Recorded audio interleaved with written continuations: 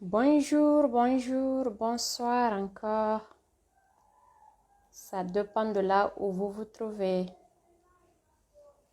Voilà. Bienvenue à toutes et à tous. Pour vous rappeler, mon nom c'est Mariama Siriba et je suis coach matrimonial, ingénieur du bonheur conjugal. Et je suis la fondatrice de cette page Bendande Desal Couple Complice. Bendande Desal qui signifie en français sagesse du mariage. Alors, pour continuer notre thème aujourd'hui, ça va être en version française. Et on avait promis de faire le direct le samedi. On n'a pas eu le temps de le faire. Pourquoi on a reporté pour ce dimanche aujourd'hui, donc, à 7 heures précises. Et notre thème d'aujourd'hui, on va continuer sur notre formule du bonheur conjugal. Voilà, j'invite à tout un chacun, s'il vous plaît, de mettre un petit pouce bleu, d'aimer la page, partager le direct et inviter vos amis, s'il vous plaît. Parce que ça va servir vraiment et on va essayer de continuer. Merci Gorko Soussaï, on va continuer avec le débat. Je disais qu'aujourd'hui, on va continuer sur la formule du bonheur conjugal. Vous savez, on avait commencé de faire nos directs en français. On avait continué jusqu'à commencer la formule. On a vu la communication. Parce qu'on s'est dit que la formule du bonheur conjugal, c'est l'ensemble de la communication du couple et de son intimité. Voilà, on avait parlé de la communication, des schémas négatifs de la communication. Ensuite, on a parlé de la communication non violente. Qu'est-ce qu'il faut pour avoir une très bonne communication dans le couple? Et là, aujourd'hui, on continue sur l'intimité du couple, qu'on a déjà aussi commencé. On a vu déjà l'intimité spirituelle du couple. On a parlé un peu de la spiritualité. Et aujourd'hui, notre sujet, c'est sur l'intimité émotionnelle du couple, bien sûr. Parce qu'on s'est dit que l'intimité du couple est composée de l'intimité spirituelle, de l'intimité émotionnelle, l'intimité sociale, de l'intimité physique, l'intimité intellectuelle du couple. Alors, pour être vraiment très heureux dans son couple, il va falloir comprendre ces différentes parties de l'intimité conjugale. Voilà, l'intimité, ce n'est pas simplement l'acte physique, ce n'est pas le fait d'avoir des relations intimes, des relations sexuelles avec son épouse ou son époux, mais c'est très large, c'est d'avoir des moments de partage intenses. Et ce sont ces moments de partage qu'on a essayé de subdiviser en 5 grands niveaux. Donc aujourd'hui, on va voir l'intimité émotionnelle du couple. Pour satisfaire l'intimité émotionnelle du couple, on va voir 3 volets, Inch'Allah.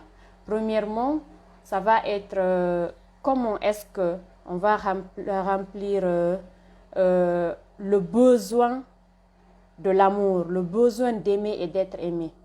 Deuxièmement, le besoin d'être respecté. Et troisièmement, le besoin de la reconnaissance. Ce sont ces 3 niveaux qu'on va essayer de voir. Comment satisfaire ces 3 niveaux dans le couple. Premièrement, le besoin de l'amour. Voilà, il ne s'agit pas simplement de dire que j'aime une personne, de garder cela en soi pour que cette personne puisse comprendre que vous l'aimez. Il va falloir exprimer votre amour. Maintenant, le problème se trouve où? Parce que souvent, on a tendance à entendre j'ai tout fait pour lui ou pour elle et puis elle ne considère pas. La question à se poser, c'est de savoir est-ce que vraiment ce que vous faites là pour montrer votre amour à votre conjoint ou conjointe, est-ce que cette dernière entend ce que vous dites? Est-ce qu'elle comprend votre langage? C'est pourquoi je vous propose ici aujourd'hui l'étude de Gary Chapman. pour pouvoir essayer de communiquer son langage d'amour. Parce que chacun d'entre nous a un langage d'amour. Il faut se dire que lorsque nous sommes nés dans une langue, nous parlons une langue donnée. Par exemple, je parle le pulaar. Pour faire comprendre à un confrère genre malinké mon désir ou bien ce que j'ai envie de faire ou bien mes intentions, il va falloir que soit je comprenne le malinké ou bien mon ami qui est malinké, il va falloir qu'il comprenne le pulaar. Ce sont ces deux situations. Soit j'apprends son langage, soit lui, il apprend mon langage. Ou bien on essaie de parler par des mimiques. Et ça, il n'y aura pas assez de compréhension possible. Raison pour laquelle Gary Chapman dit dans son document qu'il y a 5 langages, 5 manières d'exprimer son amour, de montrer à une personne que tu l'aimes. Maintenant, ces 5 langages-là, les gens sont divisés dans ces 5 catégories-là. Maintenant, pour comprendre c'est quoi ton langage d'amour, il va falloir d'abord te poser des questions. Il va falloir que tu essayes de comprendre ce que tu veux vraiment. Par exemple, dans un couple, pour comprendre le langage de votre conjoint, il faut voir souvent ce qu'il réclame ou ce qu'elle réclame. Voilà, les 5 langages là, je vais vous les citer. Premièrement, on parle des paroles valorisantes. Des paroles valorisantes. Dans ce langage-là, la personne a besoin d'entendre des choses valorisantes de son époux ou de son épouse. Cette personne parle le langage des paroles valorisantes. Par exemple, la femme a besoin à chaque fois que son mari lui dise qu'elle est belle. La femme a besoin à chaque fois que son mari lui dise qu'elle sait cuisiner, par exemple, qu'elle fait bien les choses, genre qu'elle entretient bien la maison, genre qu'elle est très sexy, ces genres de phrases qui sont très réconfortantes. Ou bien si c'est monsieur qui a ce langage d'amour-là encore, il a besoin à ce que sa femme lui dise à chaque fois combien il est sexy, il est séduisant, combien est-ce qu'il est fort, combien... ces genres de trucs qui réconfortent. Ça, c'est le langage des paroles valorisantes. Deuxièmement, il y a le langage, on peut dire, des cadeaux. Le langage des cadeaux. Ça, il faut comprendre que il y a des personnes qui valorisent vraiment les cadeaux.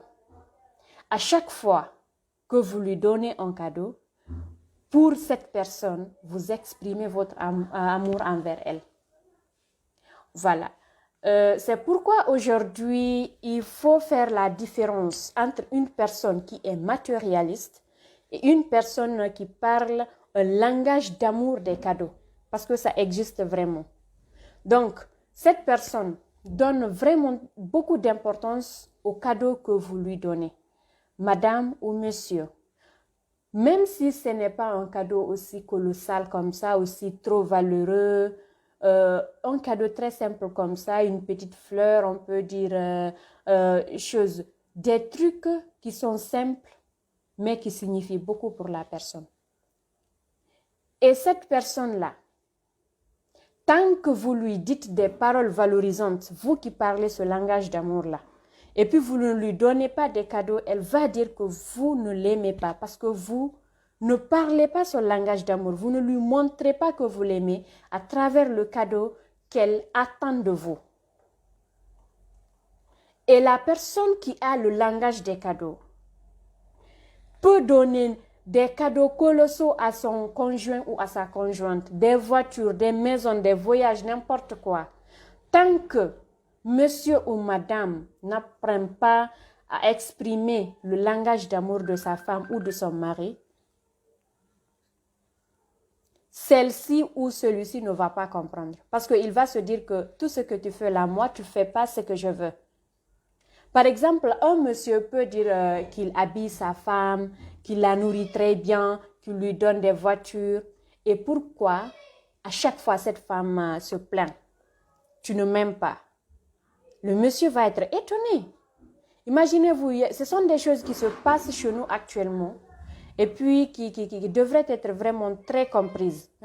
très bien comprise. Voilà.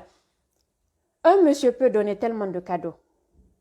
Et lorsqu'il ne dit pas à sa femme que tu es belle, lorsqu'il ne dit pas à sa femme que tu es sexy, que tu es gentille, ces genres de trucs, la femme peut considérer que son mari ne l'aime pas. Parce que le mari ne parle pas le langage de la femme. Troisième langage, on va passer. Le troisième langage, c'est celui des services rendus. Ce troisième langage-là consiste à quoi? Lorsque madame ou monsieur a des activités données, a des actions à faire, par exemple, si madame a la cuisine, elle s'attend à ce que monsieur l'aide dans les corvées ménagères. Pour elle, c'est son langage d'amour. Si monsieur, tant que monsieur ne fait pas des efforts pour l'aider dans les corvées ménagères, elle va se dire que son mari ne l'aime pas. Pourquoi? Parce que le mari ne montre pas à sa femme qu'il l'aime à travers le langage que sa femme comprenne. Elle s'attend à ce que le mari l'aide à faire la cuisine, à faire la vaisselle, à s'occuper des enfants. Pour elle, c'est ce qui signifie que tu m'aimes. Et souvent, ce qu'il faut comprendre, souvent, les personnes expriment leur amour dans leur langage. C'est que toi qui parles français ou bien qui parles polar, tu ne comprends pas une autre langue. Tu ne vas pas t'exprimer en français tant que tu n'apprends pas à parler français, n'est-ce pas? Alors c'est comme ça avec les langages d'amour. Si tu veux t'exprimer, tu prends ton langage. Tu prends le poulard ou bien tu prends le français étant français. Tu t'exprimes dans ce sens pour essayer de faire comprendre aux autres ce que tu veux dire. Alors, en amour aussi, c'est ainsi. Si tu ne comprends pas le langage d'une autre personne, tu parles dans ta propre langue.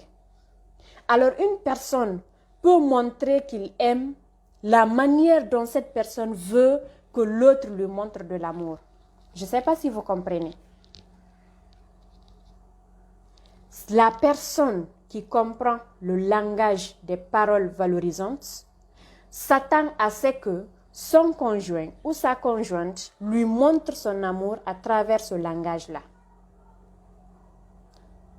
Je ne sais pas. Peut-être que c'est compris. On va passer au quatrième langage d'amour. Le quatrième langage, c'est les moments de qualité.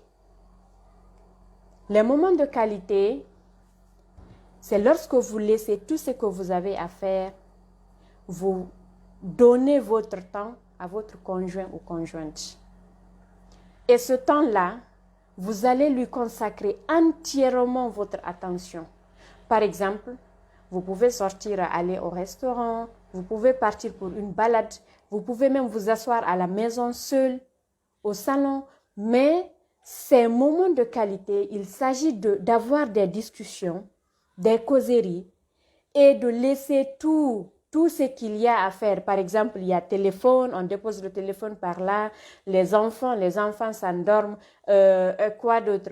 Tout ce qu'il y a à faire, chacun va porter son attention vers l'autre.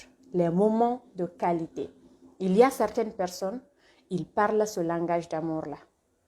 Et quel que soit ce que vous faites, vous allez parler, lui dire les paroles valorisantes, vous allez lui donner des cadeaux, vous allez lui rendre service. Tant que vous ne lui donnez pas des moments de qualité, cette personne ne va pas se sentir aimée.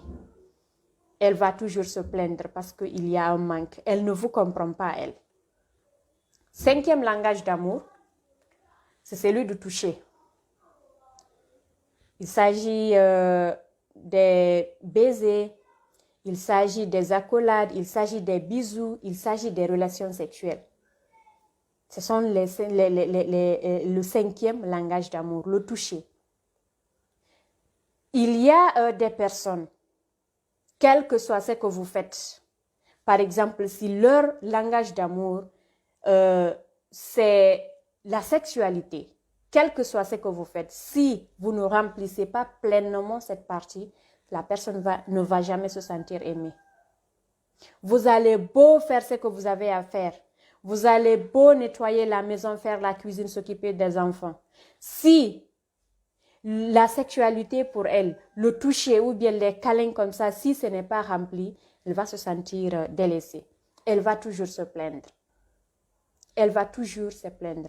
Et là, qu'est-ce qu'il faut pour comprendre son langage d'amour? Pour comprendre le langage d'amour, il va falloir se retourner vers son enfance. Pendant l'enfance de la personne, qu'est-ce que la personne avait eu et lorsqu'elle est grande, elle n'a plus ça. Par exemple, elle avait de l'amour envers ses parents, de l'attention. Les parents lui donnaient vraiment beaucoup de cadeaux. Les parents ou bien lui disaient à chaque fois genre des paroles valorisantes comme ça. Elle va se retourner pendant son enfance. Qu'est-ce que cette personne valorisait au mieux? Elle peut comprendre à travers ça son langage d'amour. Ou bien, dans son couple, qu'est-ce que lui manque vraiment? Aujourd'hui, il y a des couples qui me suivent là. Chacun n'a qu'à réfléchir sur soi-même, de dire qu'est-ce qui me manque dans mon couple? Qu'est-ce que j'aurais aimé voir monsieur me fasse ou bien madame me fasse? Qu'est-ce que j'aurais aimé recevoir de mon mari ou de ma femme? La question à se poser. Et là, vous allez essayer de déterminer votre langage d'amour. Lorsque vous comprenez votre langage d'amour, lorsque vous savez que vous êtes conscient, c'est de ça que vous avez besoin de cadeaux pour être heureux ou heureuse. Vous avez besoin des langages, des paroles valorisantes pour être heureux ou heureuse. Vous avez besoin du toucher. Vous avez besoin des moments de qualité. Vous avez besoin des services. Déterminez vos besoins. Et pour comprendre le langage de l'autre, madame ou monsieur, essayez de voir ce que lui, il vous donne. Monsieur vous donne souvent des cadeaux. Son langage, c'est le langage des cadeaux. Monsieur, vous dites à chaque fois, vous êtes jolie, vous êtes ravissante. Son langage d'amour, c'est les paroles valorisantes. Mais il faut faire très attention sur ce que l'autre dit ou ce que l'autre fait. Souvent, ça se passe pendant les premières années du mariage. Parce qu'à force de faire et de refaire, et on n'a pas de retour de l'autre, on a tendance à négliger, à dire que c'est moi seulement qui agis, alors que l'autre ne vous comprend pas. Voilà. Et si cela n'est plus, genre, monsieur ne donne plus ou bien ne fait plus, il faut essayer de voir les reproches.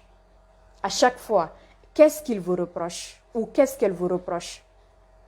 Elle vous dit à chaque fois, toi, tu n'es jamais disponible pour moi, tu ne me donnes pas ton temps. Ça veut dire que la personne a besoin de moments de qualité. C'est sa manière de vous dire que son langage d'amour n'est pas rempli. Elle ne comprend pas ce que vous faites. Elle a besoin que vous lui parlez ainsi que vous lui donnez des moments de qualité. Toi, tu ne me donnes jamais rien. Ça fait longtemps que tu ne m'achètes pas ci et que tu ne m'achètes pas ça. Son langage d'amour signifie que ce sont le langage des cadeaux. Mais ce qu'il faut faire, il ne faut jamais minimiser le langage d'une personne. Parce que le langage des cadeaux, des fois, ça a tendance à pousser les gens à croire que la personne est matérialiste, alors que ce n'est pas le cas. Dites-vous que tout ce que vous valorisez, c'est qu'il y a une personne aussi qui valorise ce que vous minimisez. C'est ce qu'il faut comprendre. Voilà. Dans ce premier volet, c'est ce qu'il faut comprendre, le fait de remplir le besoin de l'amour. Pour remplir ce besoin d'aimer ou d'être aimé, il faut comprendre le langage de l'amour de chacun. À force de comprendre le langage d'amour de la personne, là, on peut agir en conséquence. On peut apprendre son langage et faire comprendre à notre conjoint ce que nous aussi nous voulons. Je ne sais pas si c'est compris ou pas. Néanmoins, s'il y a des questions, vous les poserez après ou bien même un message sur WhatsApp parce qu'il y a le numéro WhatsApp qui est laissé dans la page. Voilà, on continue sur le respect. Pour remplir l'intimité émotionnelle, le couple a besoin, chaque membre du couple a besoin du respect de l'autre. Et là, il faut essayer de travailler là-dessus parce que les gens négligent vraiment cette partie. Chez nous surtout, on croit que c'est à la femme simplement de respecter son mari, alors que ce n'est pas le cas. Chaque personne a besoin d'être respectée. Même Dieu, c'est ce qu'il dit dans son Coran, on peut dire, pour ceux qui croient à l'islam. Il dit là-bas que وَلَقَدْ كَرَّمْنَا بَنِي Adam. C'est qu'on a hissé l'être humain à un degré supérieur. Voilà, alors il a dit l'être humain, il n'a pas dit l'homme simplement ou femme simplement. La personne a besoin du respect pour grandir. Elle a besoin du respect pour se sentir dans sa peau. Alors, lorsque vous manquez du respect à votre conjoint ou même conjointe, l'amour que cette personne a pour vous va diminuer. Il faut vraiment, vraiment, vraiment faire très attention au respect. Parce que le respect, ça montre que vous donnez de la valeur à votre conjoint. Vous donnez de la valeur à votre épouse ou à votre mari. Troisièmement, on a parlé de la reconnaissance. Chaque personne a besoin de reconnaissance. Par exemple, monsieur qui sort toute la journée, qui part pour chercher le besoin de la famille, pour chercher la nourriture, pour chercher les choses, la dépense quotidienne, il a besoin que sa femme reconnaisse son effort. Ne dites pas que parce que c'est son droit, ou bien c'est son devoir même, j'allais dire, il a le devoir de nourrir sa famille, d'habiller sa famille, de protéger sa famille, ces genres de trucs, c'est son devoir. Mais il a besoin de reconnaissance. Essayez de lui montrer que vous êtes reconnaissant envers lui. Mesdames, essayez d'être reconnaissantes lorsque monsieur sort toute la journée. Même si ce n'est pas tous les jours, même si vous ne lui dites pas tous les jours qu'il fait du bon travail, qu'il est vraiment très responsable, qu'il soutient la famille, qu'il est là, qu'il est responsable, même si ce n'est pas tous les jours. Mais des fois, s'il vous plaît, dites à monsieur que vous êtes très satisfaite de son effort pour la famille. Parce qu'il sort le matin, vous ne savez pas ce qu'il rencontre là-bas avec on peut dire des bagarres, on peut dire la poussière, on peut dire tout ce qu'il y a à rencontrer dans ce lieu de travail. L'effort qu'il fournit pour satisfaire les besoins de la famille, il a besoin de cette reconnaissance. Lorsque vous le faites, vous lui poussez à faire plus, vous l'encouragez à dépasser ses limites, vous l'encouragez à vous offrir même ce qu'il ne peut pas vous offrir, parce qu'il saura vraiment que la femme qui est à la maison, elle est très reconnaissante. Monsieur, lorsque vous rentrez du travail, vous trouvez que la maison est propre, les enfants sont propres, le dîner est là, la nourriture est douce, madame vous sert. Soyez reconnaissant envers elles. Elles en ont besoin. Dites, madame, tout ce que tu fais là, c'est très bien. Je te remercie vraiment pour l'effort que tu fournis pour notre famille. Chaque personne a besoin de cette reconnaissance-là. Je ne sais pas si c'est compris. Et là, c'est l'intimité émotionnelle du couple. Ce sont ces trois valeurs-là qu'il faut essayer de comprendre et remplir. Ça veut dire que vous remplissez l'intimité émotionnelle du couple. On a commencé par l'intimité intellectuelle, l'intimité spirituelle, de la relation de la personne avec Dieu, de la relation que la personne, du partage que la personne a avec son mari, de leur spiritualité. Aujourd'hui, là, on a vu l'intimité émotionnelle. Il s'agit des émotions. Il s'agit de montrer à madame ou à monsieur que vous l'aimez. Il s'agit de lui respecter. Il s'agit d'être reconnaissant. Si vous n'avez pas compris une partie, je vous invite, si vous avez des questions, vous pouvez les poser. Et dans les commentaires, on va essayer de répondre le mieux que nous pouvons. Ou bien, si vous voulez pousser beaucoup plus, vous pouvez écrire via WhatsApp, via Messenger pour essayer de poser vos questions. Alors, le numéro est là pour ceux qui ont besoin des coachings spéciaux aussi. Nous faisons des coachings matrimoniaux Et le but, c'est de vous aider vraiment à comprendre les coulisses du couple et vraiment à être heureux dans vos relations. Alors, notre vidéo prend fin à ces mots. Je remercie à tous ceux qui ont eu le temps de suivre cela. Je vous invite vraiment à aimer la vidéo, partagez-la et vraiment invitez vos amis. Je vous remercie. C'était votre ingénieur du bonheur conjugal. Merci vraiment.